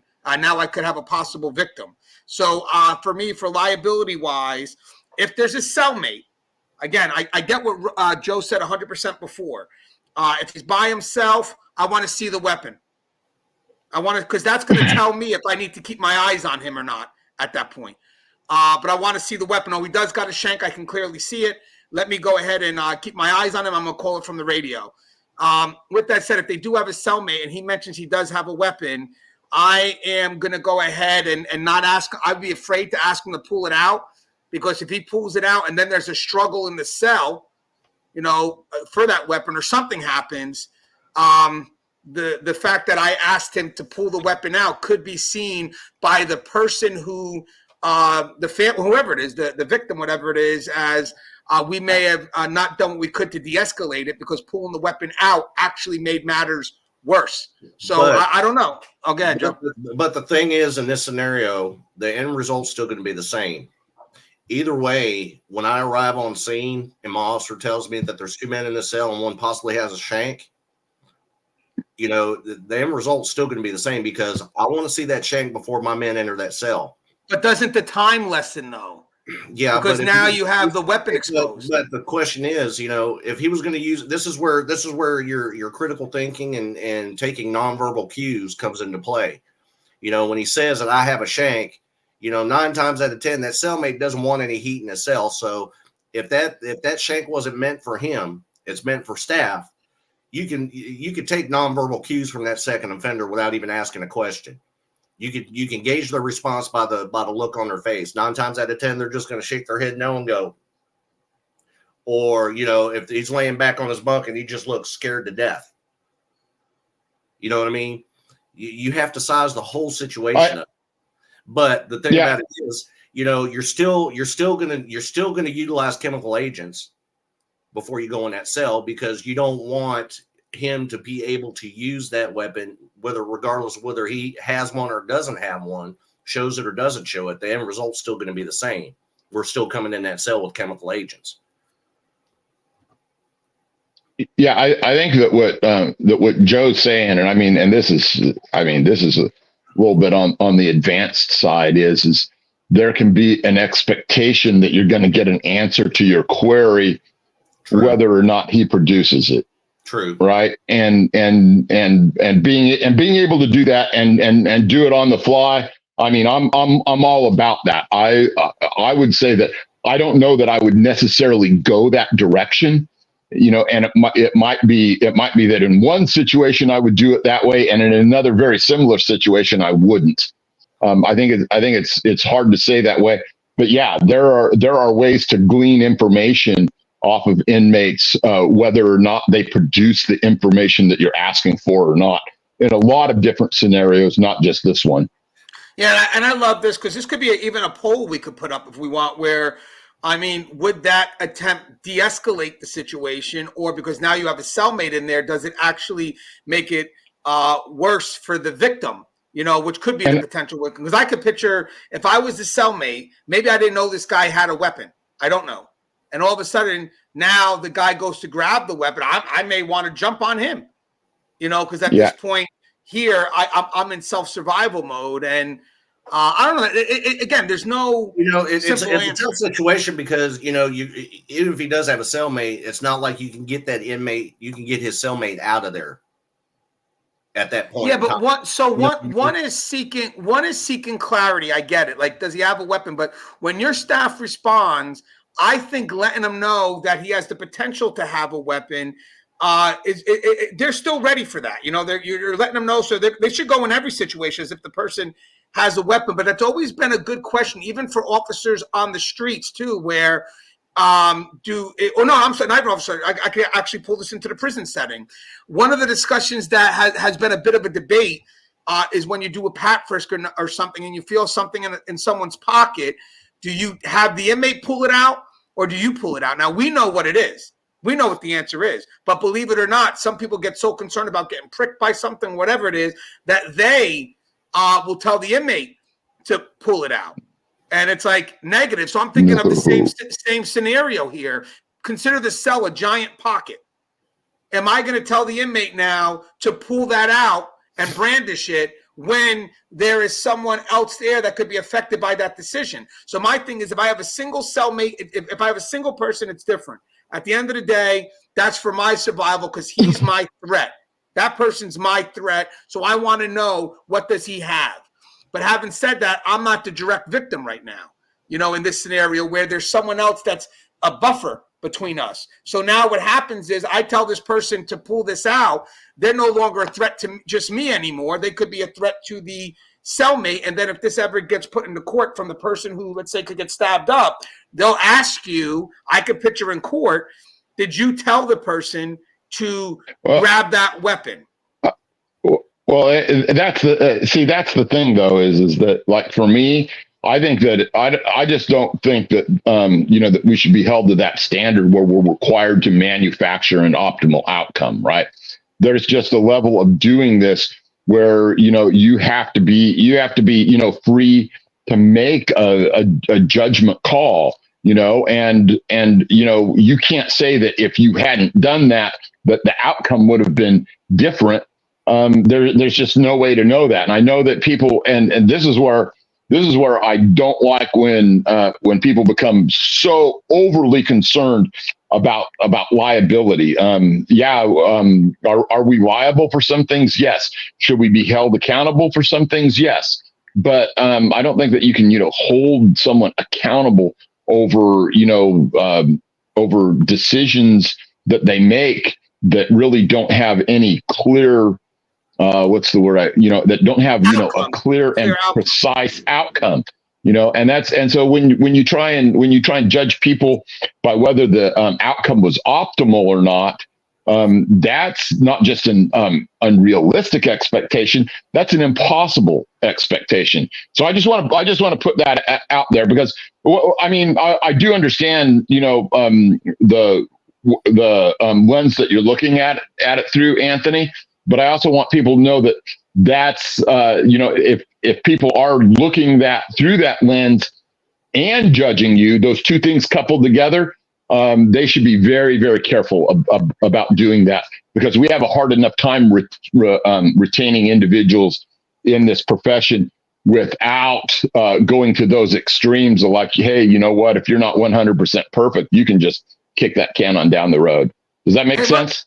No, it does. Maybe we could put this as a bit of a poll on Keepers of Chaos or something, or maybe Russ or Joe. Maybe you could put it on your page, just so I could share it onto mine. I'm curious to see what that response would be. I could definitely listen, guys. I definitely see it both ways, because one way is I want to protect my staff, but at that point, your staff is not the one that's immediately with the threat. It's the cellmate now. So I get the need to want to go ahead and show me the weapon so my staff's prepared when they go in.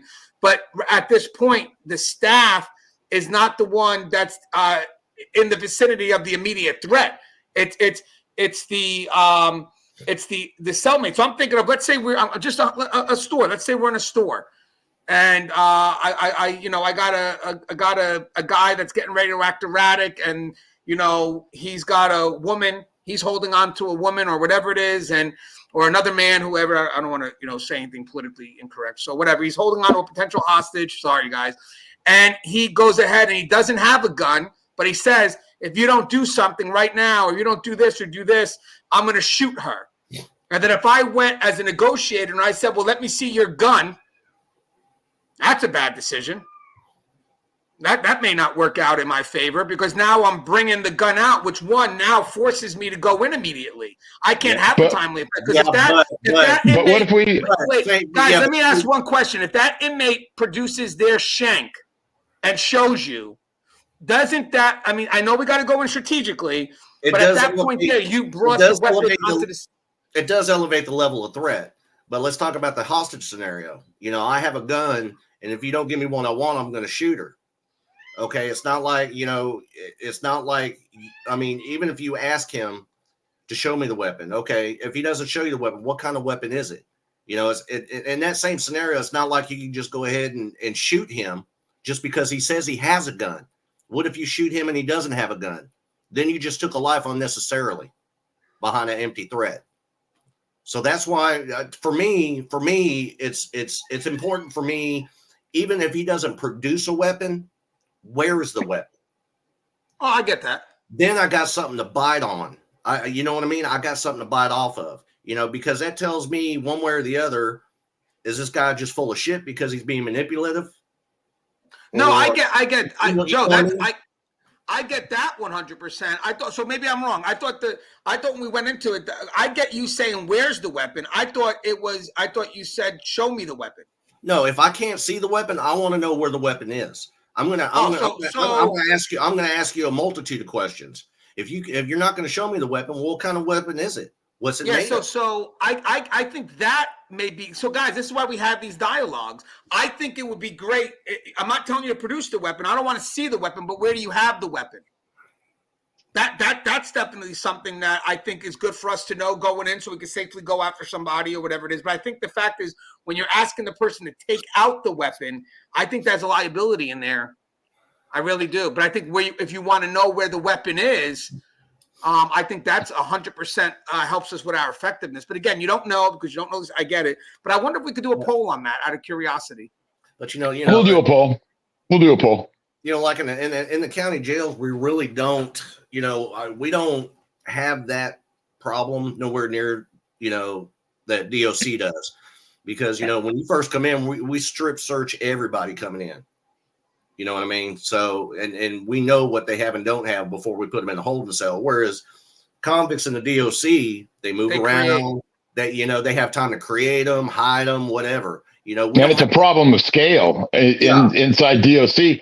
I mean, the plant is just so much bigger, and they have so much more opportunity because there's so much movement and there's so many more materials. I mean, it's just like my guys at the county jail. I don't think that very many of those guys have seen too much in the way of weapons being made or used. Yeah. Whereas, you know, in our little prison, our biggest threat at the county is, you know, the ones that you know, always issue the statement of self-harm to be manipulative. You know, if I don't get moved from this pod to pod 160, I'm going to hurt myself. Okay, so the first thing I'm going to do is I'm going to come down there. I'm going to place you in hand restraints.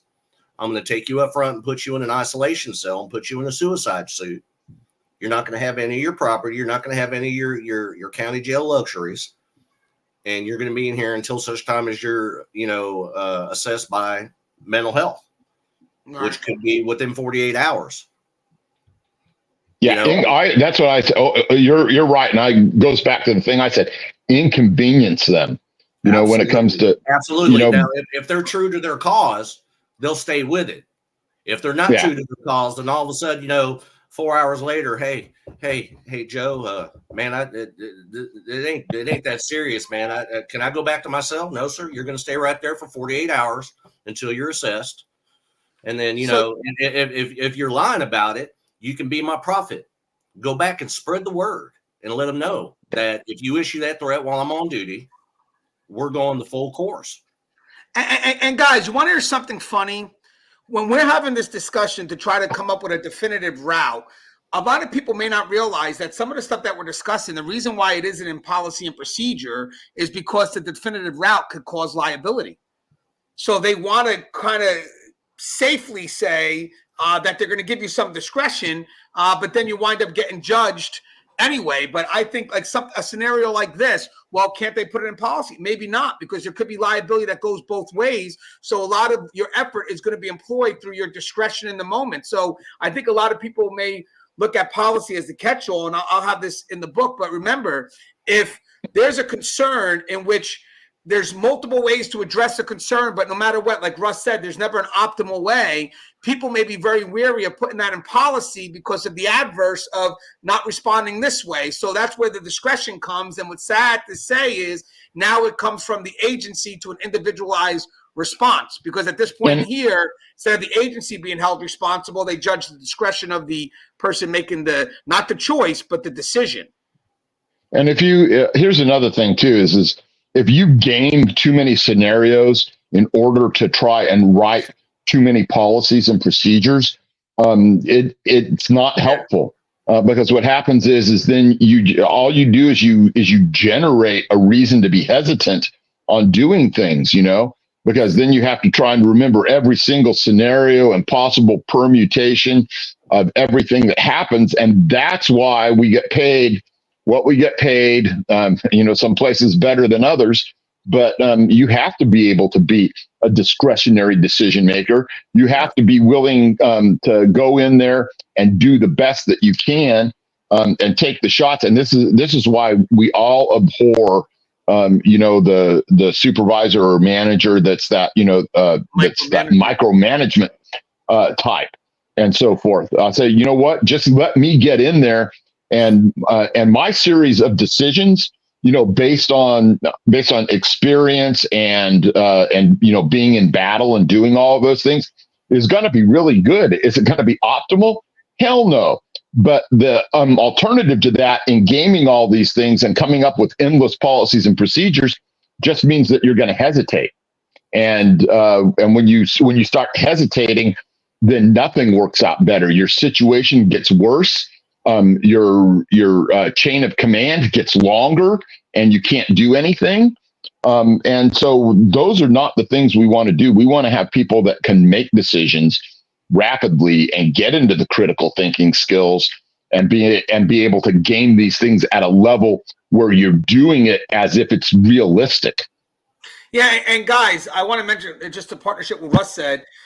We talk about complacency before, and complacency in general is the lack of effort, whether that's internal or whether it's actually cultivated by the managerial environment. If you have an environment that defines itself by structures and systems and an effort to keep people compliant, the complacency will fall in initiative. That will become a complacency and people taking initiative because either one, they could defer responsibility to someone who's going to micromanage every choice, or number two, they just are concerned that if they make a choice that's too risky, the structures and the systems that are in place will come down on them in full force. Hey, I have one more question I want to ask before we go, kind of a little off script, but I think it's definitely something that's needed. This is not going to be an easy question, so I don't expect it to, like Russ said, have an optimal answer because we do deal with a lot of inmates in which their behavior is really under their control. We just try to maintain good behavior, but ultimately it's really up to them. Even if we have authority over them, we can try to influence, not manipulate, influence, but ultimately the outcome to do what's right or what's wrong is up to them. As a supervisor or as management, whatever it is, when it comes to managing behavior, how much do you put into the officer's responsibility? How much do you put into the inmate's responsibility where the officer really can't do anything else at this point? Or how much is it blended? So I'll give you an example just to kind of paint the picture. I don't know if times are different now, but I used to be able to tell to some extent, nothing's 100%, but if I walked into a unit as a sergeant, I saw a very clean unit. Usually the officer that ran it was an officer who's tight with his uniform and everything else. It just manifested from how the person carried himself inward out. If I saw a unit in disarray, I wouldn't be so far from seeing an officer who was a little disheveled in their way. And now, having said that, if you got a unit, let's say, that's now disheveled, let's say, I don't know, however the scenario would be, but how do you put accountability on the officer for the inmate's behavior? How much of that goes to the officer? How much of that goes really towards the inmate? How is it a blending of both? Like, can I as a supervisor, let's do it this way. As a supervisor, would there ever be a moment where I could, so many variables in this, I'm trying to think. So I'm sure this question can go many ways, but let's just be myopic with the context I gave you. If, as a supervisor, I walk into a unit and I see a bit of inmates acting in disarray, how much should I be looking at my officer holding them accountable? Let me go with, we'll go with Russ first, and then Joe. So not a lot of specifics in that. I would say that here is the way I would look at it. I would look at what the officer is capable of. I would look at what the officer has been trained to. I would look at the number of resources that are at his disposal, and I would look at what he has requested or that I should have approached him on, saying, "Hey, what do I need to do to make you more successful at this venture here? What is it that you need? Do I need to from time to time send some housing supports down here so you guys can kick ass and do a mass search?" Or do you need maybe some more training on some things? Because, ultimately, the ultimate responsibility relies with you. And so maybe you are the one who is not giving this officer everything he needs. It's very easy to find and pick apart something that doesn't point its way back to you. And so that's why, when you're thinking things through and when you're gaming them out, there's a lot of different things that you can look at. And it's not just about what that officer's doing. It may be that the particular population in that one unit is more difficult to deal with. Maybe we have, it's the difference between a general population unit and, a triple CMS unit, and maybe that officer is actually tamping down a lot of things that you can't see. So before you go and pass judgment and assume that there's actually an issue there, you should be more well informed about what it is that you're seeing before you decide to take any action. I love that. And what's your thoughts on that, Joe? Yeah, and I wholeheartedly agree. You have to look at the employee. You have to look at the resources that the employee has. What kind of history does this employee have? I used to walk into the day rooms, and if I seen that the day room was in total disarray, inmates aren't properly dressed in the day room watching TV, I wouldn't necessarily blame the officer right offhand. I'd come into the day room and, why the hell do I have people in my day room with no shirts on? You guys know the rules. Either get your shirts on or lock your ass in. And you've accomplished two things at this point. The inmates know you're not playing with them because they know the rules. They know they're supposed to be properly dressed. And number two, the officer, it gains the officer's attention at the same time to, hey, I need to get this day room tightened up. Maybe the officer got too busy passing out mail or got too busy, doing their routine duties. I'm not there to bash the officer right off the bat. I'm there to assist the officer. I see my officers on the runs doing something, and I see the day room's out of compliance. I'm going to get that day room in compliance for them without overstepping their authority. If you come in and the place smells like a total cesspool, first thing I'm going to do is yell out loud, "Where is my janitor?" When that janitor comes down there, it's not going to be pleasant for that janitor.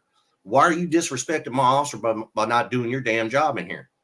Why does this place smell like a shit sandwich? You know what? Your ass is fired. Let me get you back to your cell, and I'm going to get somebody who can clean. Again, you didn't take anything away from that officer. You just reinforced something that officer knows needs to be reinforced now without taking their authority.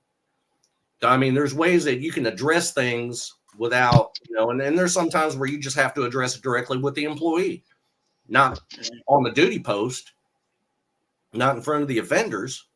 But there are just some things where you have to pull that employee aside and say, look, you got to get this day room in compliance. The place is nasty. Make that janitor do his damn job. If he's not doing his damn job, I want a disciplinary on him. Mm-hmm. You know what I mean?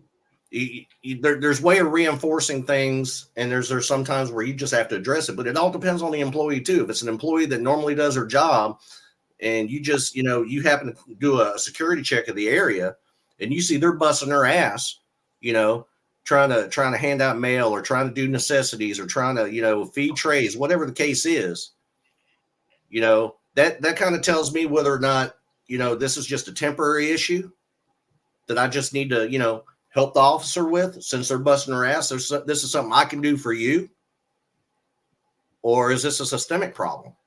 Is this an everyday occurrence, no matter where I put you as a duty assignment?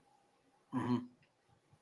And it's funny that you said the systematic problem, because I believe that there's always a balance between inmate behavior and control. And I know in discussions we have said that, maybe it's a different type of inmate. I think to some extent it's more of less control we have of the inmate elevates them to this potential of for some to carry out and be a lot more unruly. So again, the control maintains that. So if people say that inmates are a bit different, the first thing I would look at is the amount of control that staff exhibit with that inmate. I think that we've always had the potential to have this level of inmate, but we've always maintained the control, maintained the balance. And again, we're not saying every inmate, just a small portion. So it's I don't know if it's a different inmate or if it's actually our level of control that makes it their behavior a little bit more elevated. So back in the past, we had more, let's say, just in general, and now we're trying to navigate a different way of managing them. And I think at some point people are getting defeated, and that the other side rises. It's like a bit of a balance that you have to always, and just for people on the outside looking in, you got to balance both sides, because you don't want one side too high over the other, because then there becomes either one could possibly be the abuse of authority.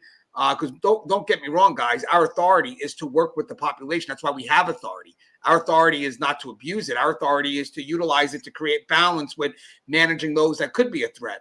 But having said that, there's always a balance, because our authority is in direct relationship with making sure that we provide a safe and secured environment. The last thing you want to do is negate that authority where it goes the other side, because then we can't provide that level of needed management. So now you start to elevate this side. And I think it's not that it's a different inmate, even though we may have discussed this in the past. I think it's the potential. They could be without control. There's always that level that the potential can go towards the other side. So how do we maintain that balance? All right, Joe, you have anything you'd like to say in closing, sir? Yeah, I mean, this is a great discussion, and I hope it helps. It always helps to be a critical thinker. It always helps to play the what if game in these scenarios, especially when it comes to threats. We all deal with the annoying and the disruptive on a daily basis, but the majority of us know how to handle it with grace. Sometimes, I've been guilty of not handling with so much grace, but the whole fact of the matter is being able to identify what you have and what your needs are at that time. So, again, just do it safely, be safe, do it with common sense. If you need the resources, never be afraid to ask, because that's why we're there. And again, this week is Correctional Peace Officer Memorial Week. I said it all the time as a lieutenant, our biggest assets were the frontline officers, and I meant it. We couldn't do the job without you, and it's a thankless job that the public never sees. We appreciate you, and I'm proud of you. Thank you, Joe. That's for all of us. Hey, Russ, you have anything you'd like to say in closing? Hey, just, great conversation. Enjoyed spending time with both you and Joe. And I hope some people will, take this to heart and learn from it. And it's always good to have forums like this that you can go to and listen to us and decide, whether or not what we have is of value, and take what you can away from it and apply it at your institution. Apply it to your management of inmates style, as it were. Thanks, Russ. And guys, I thought this was a great dialogue. I mean, we tend to look at something when most people think it's unsolvable, and then we dissect it. That's why the discussions are usually a little bit longer, because, we're not trying just to let you know of a concern, but we're trying to find ways to approach it. And the different perspectives do come from a developed dialogue. And that's what's good about you guys not knowing the topic. So we don't come in with this stubbornness to shift from our perspective. Rather, we leave ourselves open throughout the whole dialogue. And one last thing, I think when we talk about old school, I know we have it in other videos. I think I kind of came up with this thing now where old school is really just a more empowered workforce. And sometimes you don't realize you're old school. And I kind of use this word, sporadic stubbornness. All of a sudden you're defending something without realizing where it came from, without even realizing how much you're believing it. It just happens. And I'm thinking maybe that's some old school, because after you've been in the corrections for so long, you get further and further away from the people that are coming in new, like 22 years in versus someone that has 1 year in, and you're trying to hold on to something from 22 years ago, which is still effective, but you don't want to get lost. And I don't know, it's just amazing to still have that passion about something after so many years in. So sometimes it's good to have that sporadic stubbornness. Maybe it's a good reminder that you are old school in your efforts to manage the population. As always, guys, the show is Tier Talk. If you haven't, please subscribe, interact, engage, comment, hit that bell. Bell's going to notify you every time I post a video. Stay safe.